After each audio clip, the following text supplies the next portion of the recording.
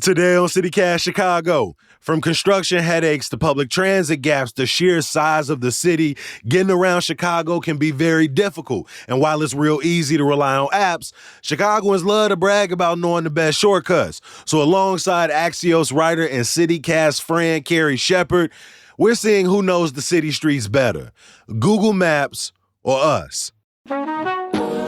It's Wednesday, August 16th.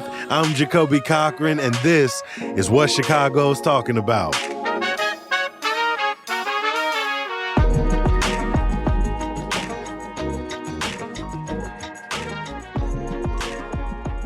Carrie, welcome back to CityCast. Thank you. I like to think I'm always with you guys. For sure. The group text is still going. You always giving us compliments on episodes, telling us what you're doing during the weekend. We appreciate it. Lead producer Simone Alisea is here as well. And we're going to just be talking about some of the ways to get around the city, some popular destinations. But as someone who doesn't really drive, I'm out here on scooters, divvies, public transit, Metro.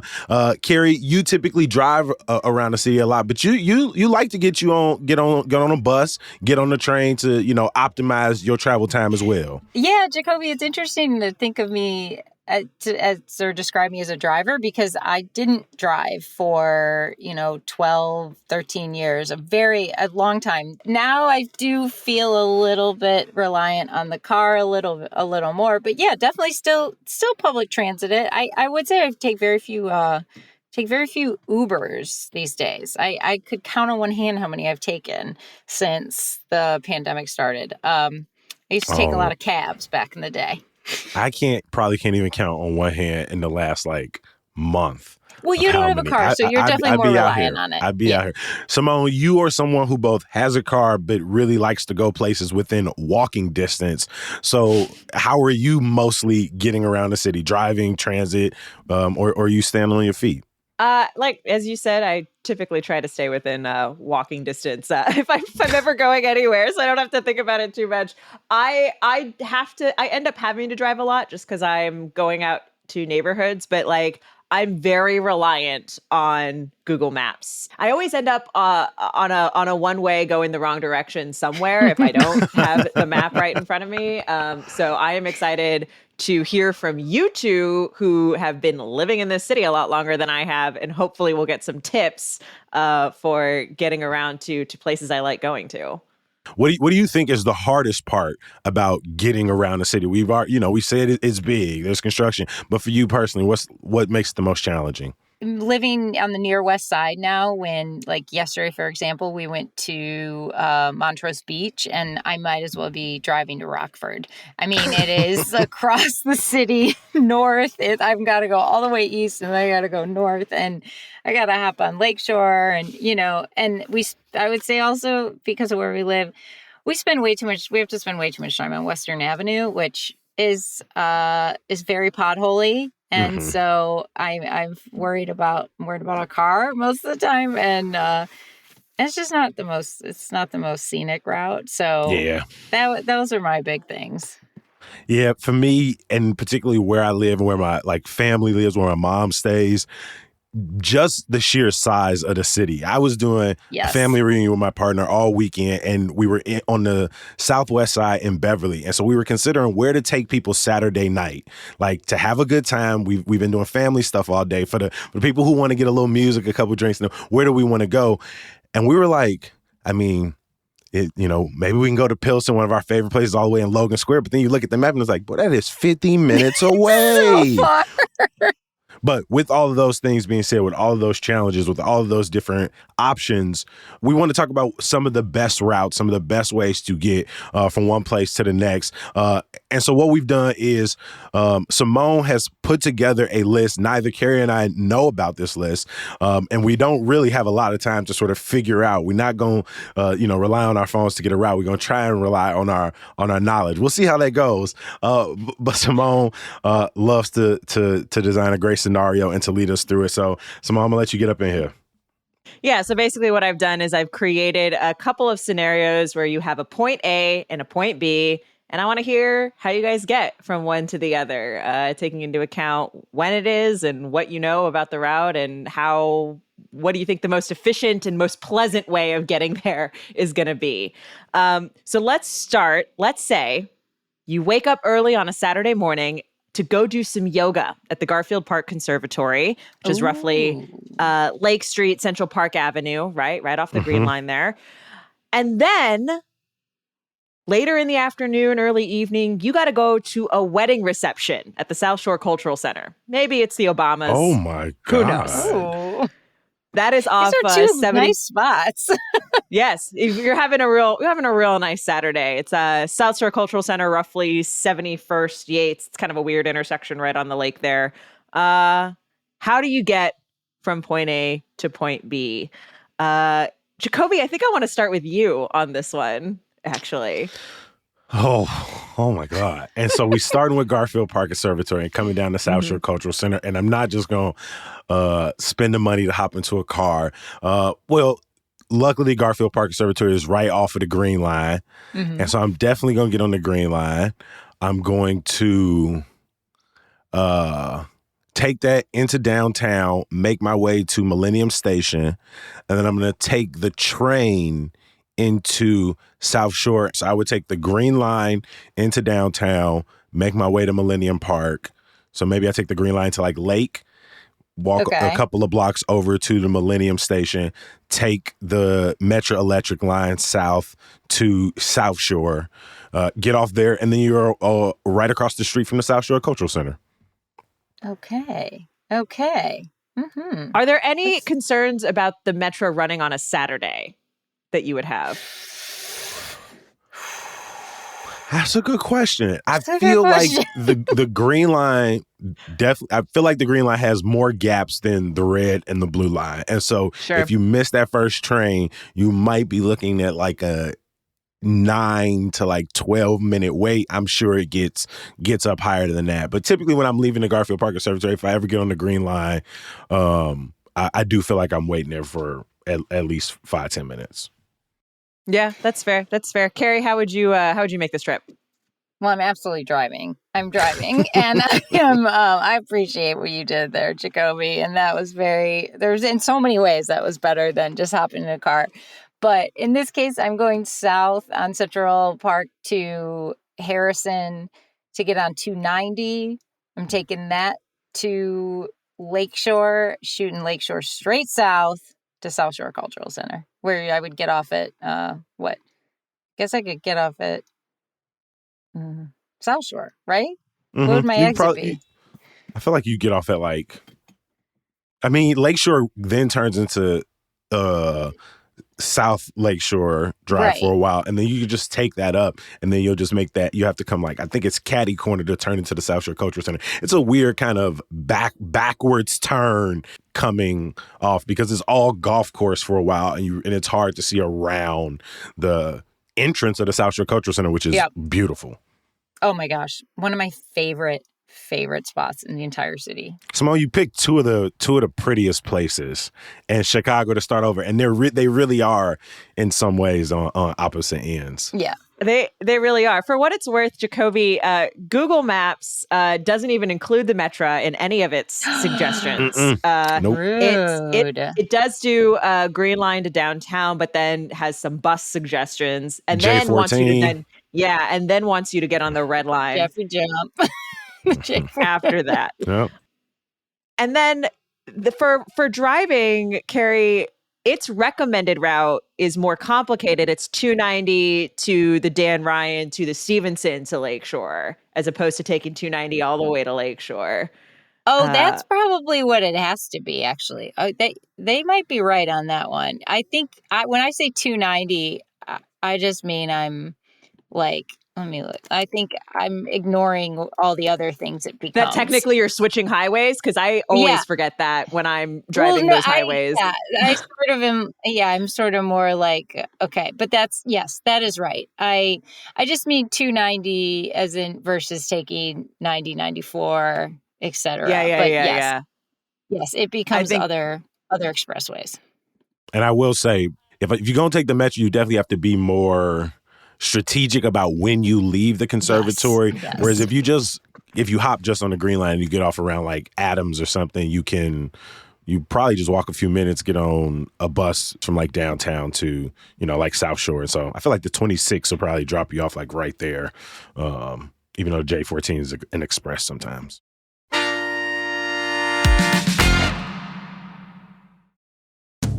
This one is for all the project managers, software developers, and anybody else who might be looking for better ways to build teams and manage work. On September 14th in nearby Madison, Wisconsin, catch Scrum Day. It's a one-day conference all about the Scrum approach and other agile methods of project management. There'll be networking, breakout sessions, and presentations like the empowerment equation for product owners and the art of stopping the start. If any of these titles apply to you, that's executive, product owner, scrum master, or developer, I bet you don't want to miss Scrum Day in Madison next month. Get your tickets now at scrumday.org.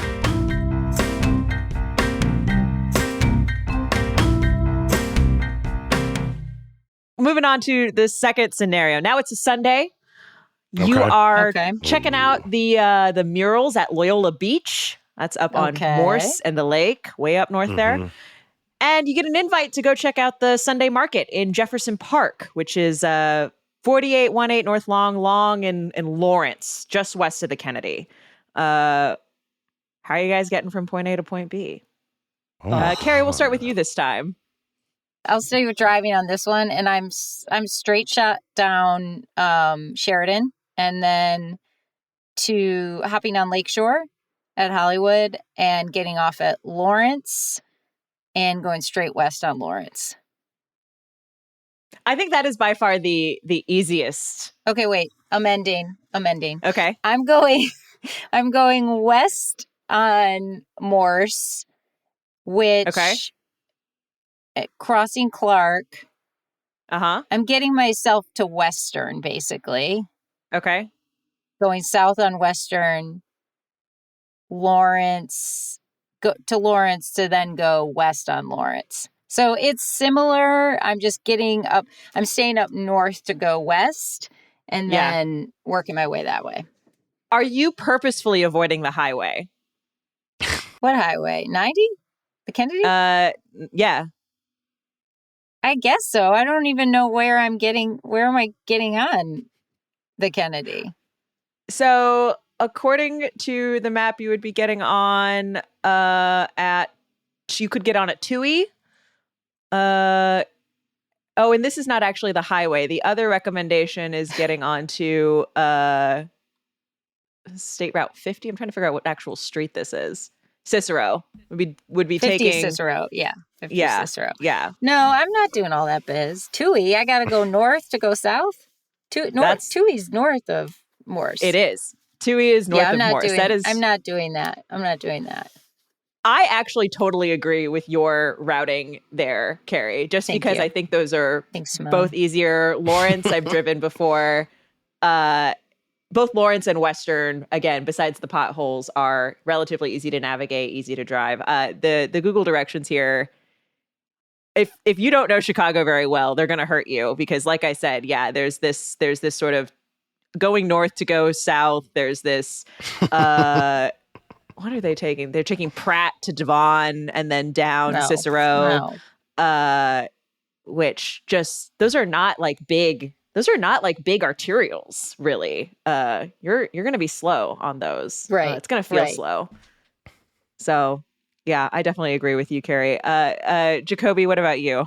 I'm going to hop on my bike and come take Lakeshore down to, I think, Lawrence, and then just ride Lawrence west all the way over to the market. And so for me, that just in my mind, just working it out, that is the easiest ale where I don't have to make a bunch of like inner stops between. It's probably not the most efficient biking route.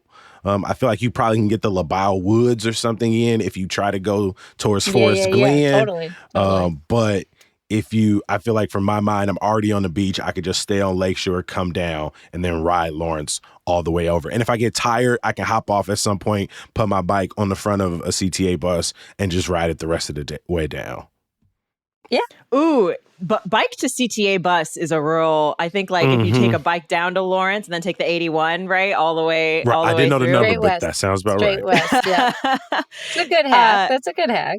All right, let's go for a weekday adventure. Okay. Let's say you've taken a sick day to go catch an afternoon Sox game at Guaranteed Rate Field, which is at 35th Street, as we all know, before you head to a concert at the Salt Shed, which is on Elston, just north of Division.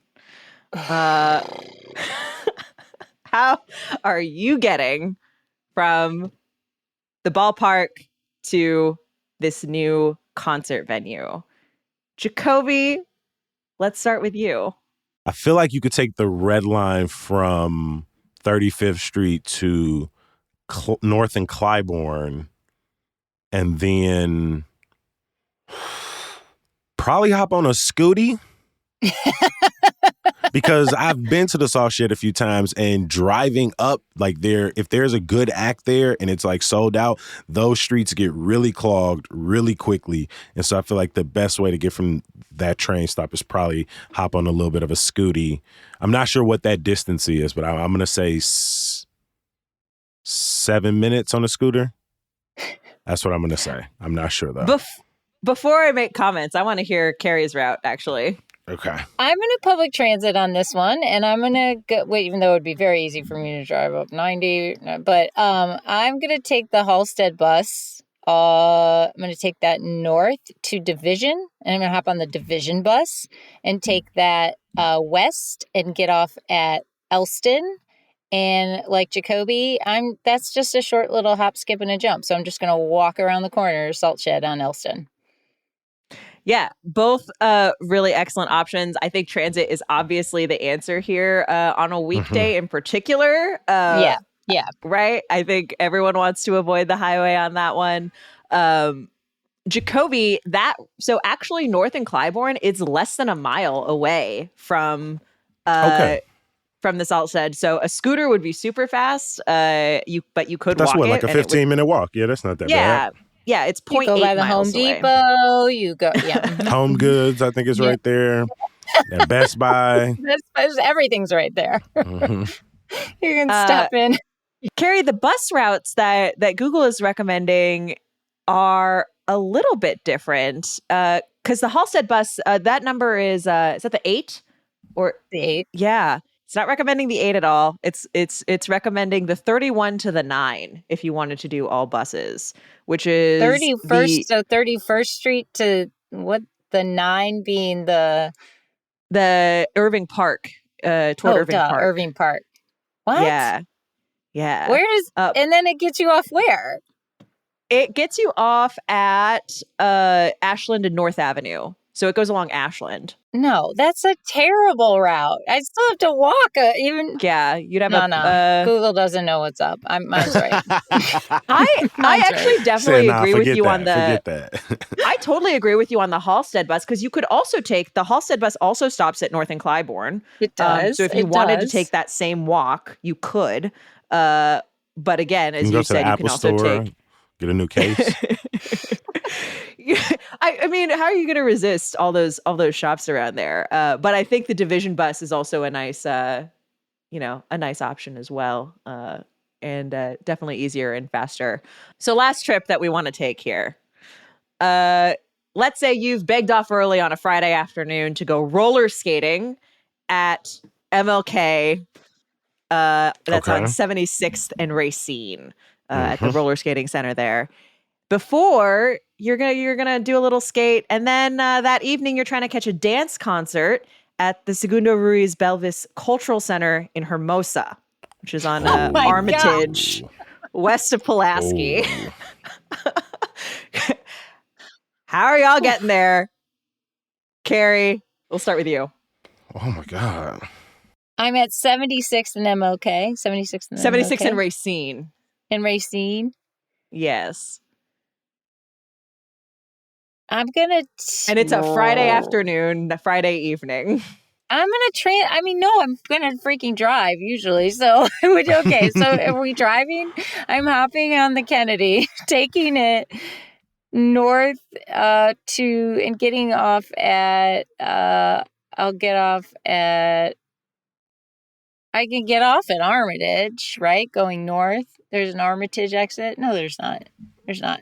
I'm going to get off at Augusta. I'm going to take Augusta all the way west to Pulaski and then go north to Armitage from there. So yeah, I could do that. And by Kennedy, do you mean the Dan Ryan?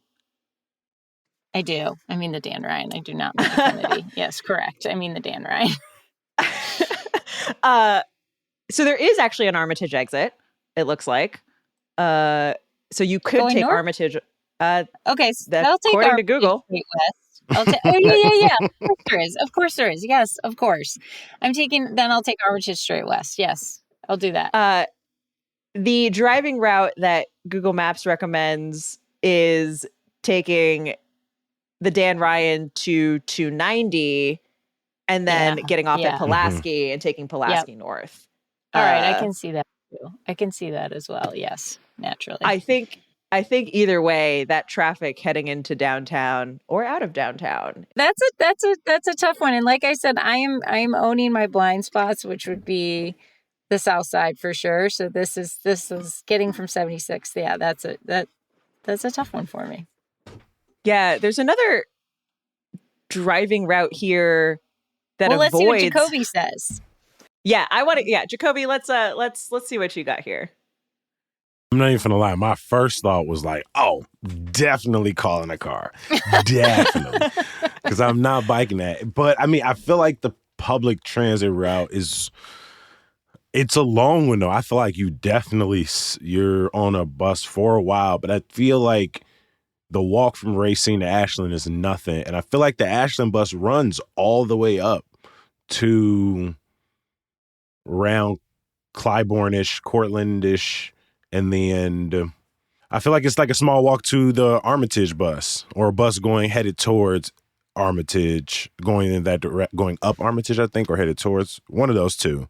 I feel like it's a bus up Ashland, off around somewhere around Clybourne, Cortland, and then there's some bus around there that'll just take you west. I'm not sure the number or the route. There is an Armitage bus, okay.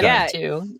72 is north. Yeah, there's an Armitage. I think. Something like that. 73, yeah. There's an Armitage because bus. Ashland is such a long street, I'm just banking that the bus runs the entire route to take you north, and that you eventually can just hop off and go west on another bus. I feel like that's a very long route, though. Or hop on the 606. Oh. Could hop on the 606, take that to the end of its line and west, and then you got to get off and go a little farther west. I wonder how the 606. No, that's a good option. I think that is a great option. And yeah, the 606 right there. I didn't even think about that. And because of the time, actually, you might be able, that Ashland bus that you're talking about runs express at certain times. So you might be able to catch an express 9 to that 73 bus. Clutch. Yeah. Or again, as you said, taking a bike. There is also, if you really don't want to walk, you can also take a bus to Ashland. You can take the 75 to get to Ashland from the roller rink, and then get on another bus, and then get on a third bus. But 3 buses, I feel like, is a lot to ask. I don't know about you guys, but whenever I'm going anywhere, if I have to make 2 transfers, that's usually a big ask. Well, just because it's so contingent on if they meet and they meet at the right time. You know how sometimes one stops and you're like, go, run. Yep. You can see him running for the next one, the one across the street. And sometimes the driver stops. Sometimes he's like, nope. And he just keeps going. But it all depends. I'm with you on that. I'm more likely if it's just a one and done or one to something else. So what is the bus route from that sort of Clybourne-ish, Cortland? Because that's right off the highway, right? That stop I'm thinking in my head. Yeah. I'm not imagining it. Am I? I was going to say no, that's a real thing. It's a real thing. It's the 73 you'd be taking. All right. And how long is that bike route from there? Let me see. 2.7 miles. 2.7 miles, which is not bad. I feel like on a bike, that's quite reasonable. Yeah. No. Like 20 minutes, that ain't bad. How do you guys feel about your routes? And you guys were a little nervous coming into it, and I actually feel like you guys did quite well. Oh, thank you. I mean, I would say this is what you're proposing here is a younger woman's game in terms of if this is anything. If 2 events are going to take this long for me, I'm probably only choosing one spot and then taking it home. So yeah, I think we did okay. What do you think, Jacoby? Yeah, I think like in the coming months, some of my routes will like a lot of bus to bike, train to scooter. That really is depending on your months. So I'm glad we did some alternative bus routes as well. Like, I appreciate that the grid is as simple as it is that I really only need to remember how to get from sort of where's my closest main street and how close is that going to get me to my next main street to get to me where I'm going. So there's a lot of Lawrence, a lot of Ashland, a lot of Western, a lot of Lakeshore. Tossing a Elston diagonal, Milwaukee, Yeah. Yeah. And shout out to how many, because even though I still sometimes find it hard, a good day versus a bad day, to get a divvy or to get an electric scooter, I do appreciate that we've adopted these over the last few years because it allows using, at least for me, making those small little from public transit too, like a 15-minute walk for me during the summer, that could change an outfit if I'm trying to go to a place. So being able to get on an electric bike or an electric scooter to avoid that little bit of, sweaty before I show up at an event in the middle of a Saturday afternoon. I'm grateful for that. Look who you're talking to. I mean, I can't, come on now. There's so much in my outfits. I can't just hop on a bike. Come on now. You think I'm going to change my outfit for a bike? I want to give another shout out to lead producer Simone Alisea and one of our best CityCast friends, Carrie Shepherd. Thank you for coming back and joining us today. Thank you. So fun. Love seeing you guys. Before I let you go, some good news. Tomorrow from 3 to 8 p.m., you can stop by the Sundial Block Party at 43rd Lake Park in Kenwood. Entry is free and a book donation is suggested. Catch performances from Navy Blue, Alex Vaughn, and Chicago's own No Name. You'll probably see me out there too, so stop by and say what's up. In the meantime, in between time, subscribe to our daily newsletter, Hey Chicago, at chicago.citycast.fm, and meet us here tomorrow with newsletter editor Sydney Madden faces off against marketing coordinator Jermaine Thomas and a little game of whose weekend plans are doper. I'll talk to you tomorrow. Peace. Another question for you. What has been going on at CityCast since I left? Because you're doing a lot of playing hooky, leaving work early. A lot of these scenarios involve not working. So I'm just wondering what's going on over there. Well, I could have put these all from my place, I suppose, but that seemed rude. Right.